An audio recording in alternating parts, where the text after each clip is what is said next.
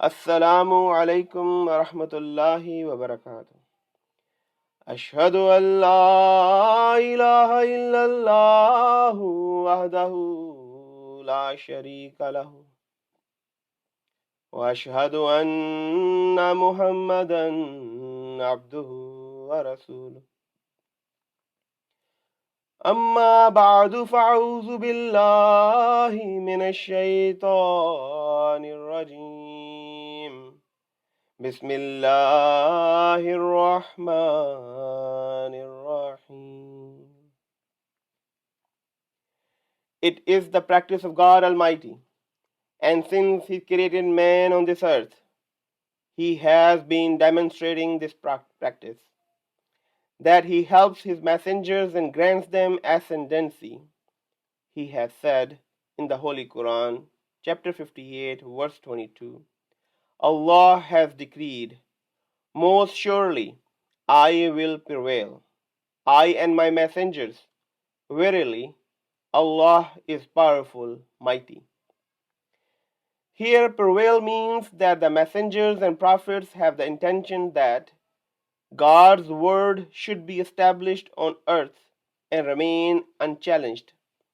Allah demonstrates their truth through miraculous signs. The truth they aim to spread in the world is initially entrusted to them, but its ultimate accomplishment is not through their direct actions. Instead, Allah allows them to pass away at a time when there is a fear of their mission failing. This allows their adversaries to mock and ridicule them. However, once this has taken place, Allah then reveals His power and brings about circumstances that lead to the fulfillment of their goals, even if they were left unfinished initially, and reaches the pinnacle of success. Thus, He manifests two kinds of power. First, He shows His hand of might through the prophets.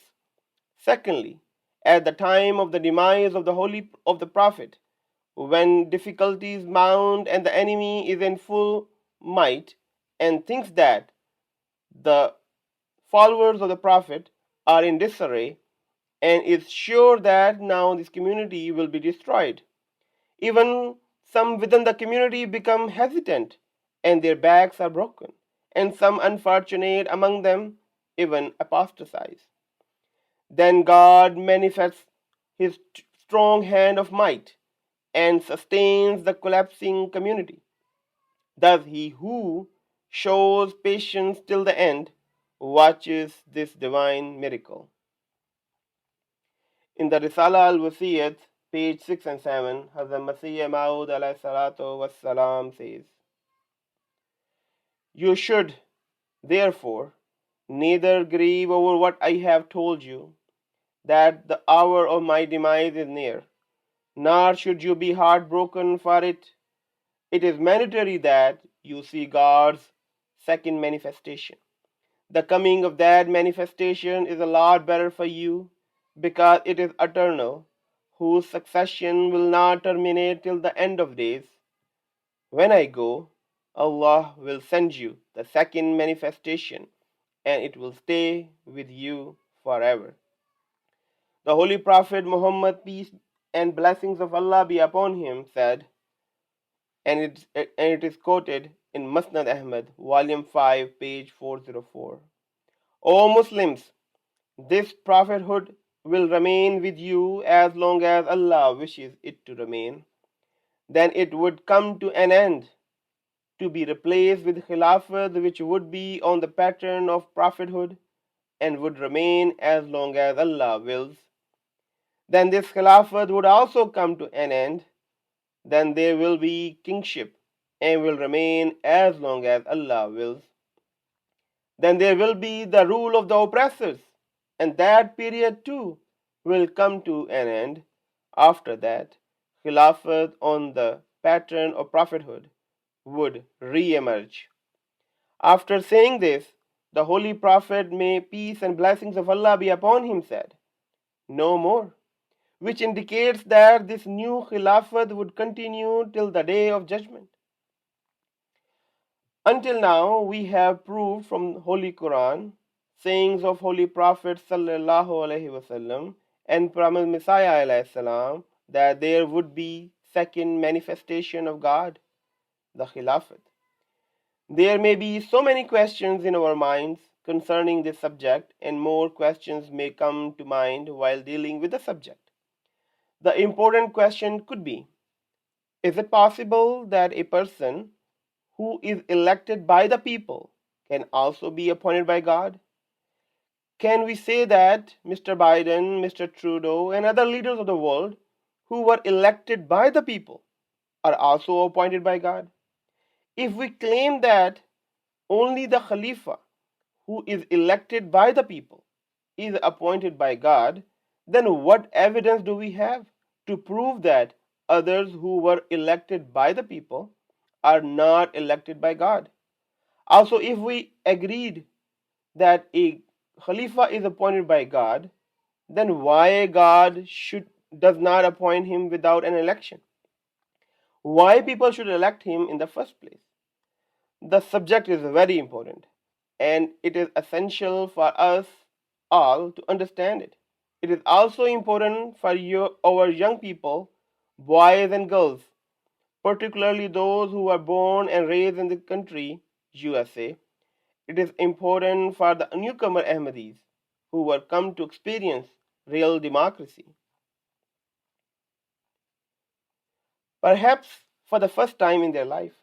It is important for those among us who may feel shy to ask questions and bluntly say, how can a person who was selected or elected by people be at the same time appointed by God? In short, the subject is very important to us. As Ahmadis, because Khilafat has been re-established in Ahmadiyya Jamaat, and our Bait, pledge of allegiance, is sworn at the hands of the Khalifa. Thus, it is of great importance for us to understand the status of Khalifa and who really appoints him. God is the one who appoints a prophet. A prophet is not elected, but is chosen and appointed by God. So why does he not appoint also the Khalifa without people participating in the election process? All these are genuine questions, and I am sure that they are in our minds. We have to bring them out and find answers to them. Ignoring these important questions does not solve any problem. Ignoring these important questions may put our young people who are living in Western democracy in real danger. Besides, it does not behoove an Ahmadi to be unaware of the answers to these important questions. One must think about it and seek guidance from Allah and the Holy Quran. Many people have failed to understand the answer to these questions. Many people, even among the followers of the Prophet Messiah ﷺ, have failed to understand these concepts, and accordingly, they have strayed away from the Jamaat. Many people, even among those who accepted Islam in the time of the companions of the Holy Prophet ﷺ, have failed to realize that the Khalifa is appointed by God. Out of their ignorance, they rose against the third Khalifa, Hazrat Usman Raziyallahu Ta'ala Anhu. And as we know, the third and fourth Khulafas were killed by Muslims. Consequently, they were deprived of the blessings of Khilafat. Had they understood this concept, those crimes against Khilafat would never have been committed. So there are two ways to approach this question. The first is to show that there are some actions done by man, but God considers these actions as his own. And there are actions done by God, but are manifested only in man's hands. The second approach is to prove that in the process of choosing a Khalifa, it is God himself who makes the choice, and man is merely casting his vote to manifest God's will. I will deal with these two approaches in little detail. Presuming the first approach, we have to seek guidance from the Holy Quran. In chapter 56, verse 64-65, Allah says, Do you see what you sow? Is it you who grow it, or are we the grower? When farmers speak among themselves, they usually speak about the crop they grow. One may say that I'm going to grow this or that crop, or the crop which I grew was good this year, and so on. Thus the farmer tills his earth, plants the seed, and grows the crop. But Allah says it is not you who grow, it is we who are the grower. In other words, the action which was performed by the farmer is attributed to Allah. Why? The farmer had to follow the system which Allah created for that crop to grow. If the farmer does not follow that system, the crop will not grow. So the real grower is Allah. It is He who created the system, and when man follows that system of Allah in choosing the right soil, in planting the right seeds, in farming at the right time of a particular crop, that crop will grow. You cannot grow mangoes in Michigan during winter time. It is impossible. Until you build a place where you can have the same environment, the same temperature, and the same kind of soil as that located in the Middle East, in India, in Pakistan, or in other areas where mangoes usually grow. Usually, you do all that, you cannot grow mangoes in Michigan during winter time. So unless you do that, you cannot grow mangoes in Michigan during winter time. One man, through his actions, follows a system created by God to achieve a certain result. That result is the work of Allah. So you have to follow the system of Allah in electing the Khalifa. And when the result is achieved by choosing a Khalifa, that result is the action of God.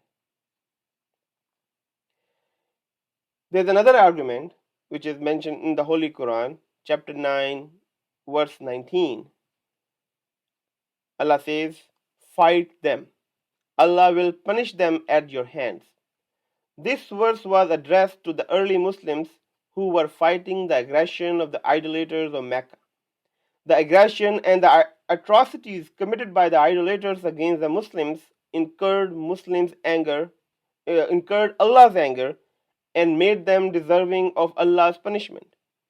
The people of Noah, Moses, Ad, Saleh, and other prophets were visited with divine punishment. In the case of the Holy Prophet ﷺ, opponents also, they exceeded all limits in their aggression, and divine punishment became imminent. In the above verse, Allah consoles the Muslims, the believers, informing them that the divine punishment is about to descend on their opponents. But instead of visiting them with punishment directly, as it happened with other people, here God's punishment is going to be applied at the hands of the believers. So the act is the act of God. But this act of God will be manifested at the hands of the believers. This demonstrates the fact that certain actions done by man in obedience to Allah, following His commandments, and in harmony with His will are in fact the actions of God Himself. There are so many verses in the Holy Quran supporting this concept.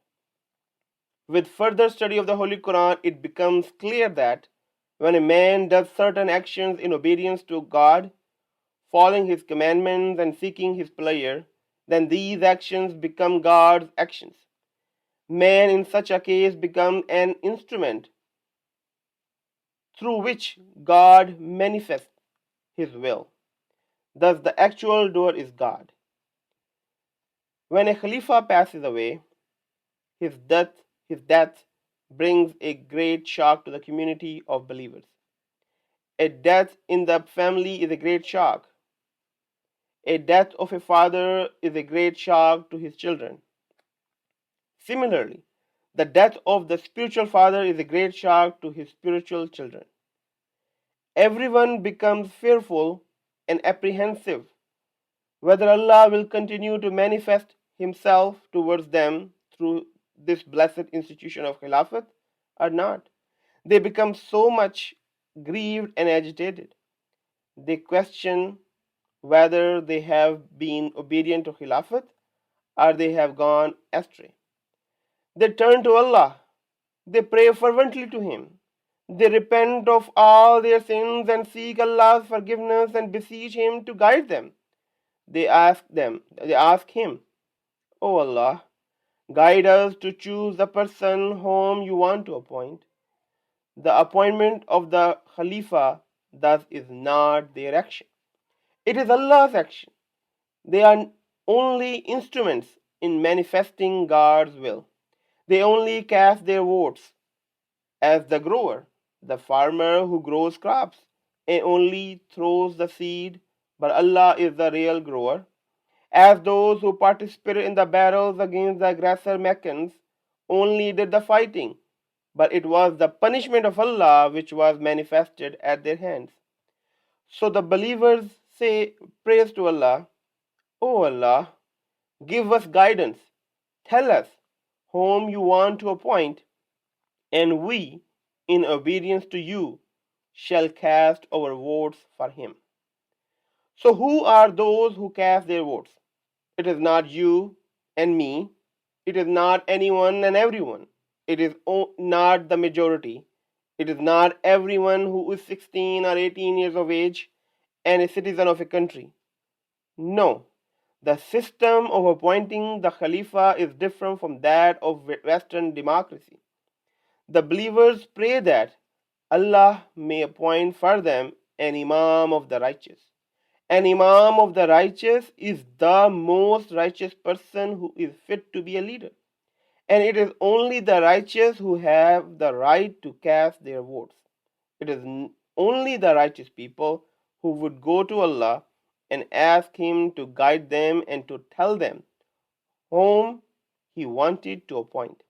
These people must have attained to a high level of righteousness that a relationship between them and God has already been established. That they will seek Allah's guidance, and Allah will answer their prayers and communicate to them His will of appointing a particular person, the Imam of the righteous.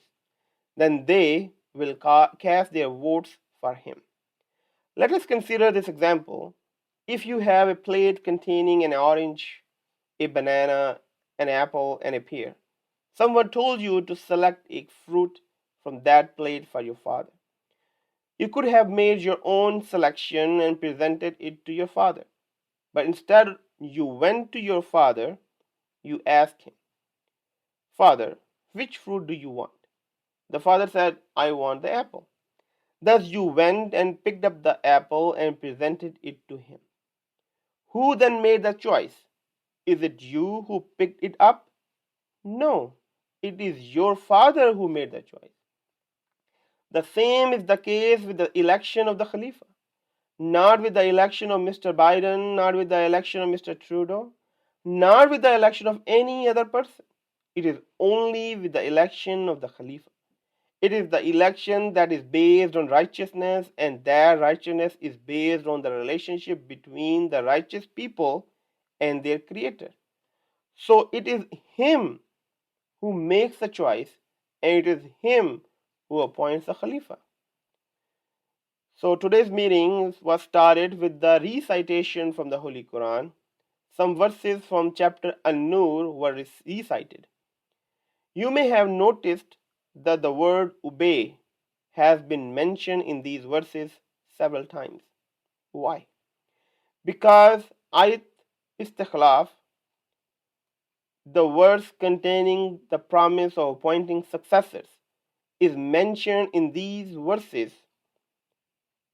And Allah wanted to stress and explain that obedience to Allah, His Messenger, and to His appointed Khalifa is the good works required for the promise to be fulfilled. Allah has bestowed a great honor on the believers by allowing them to participate in the process of appointing the Khalifa.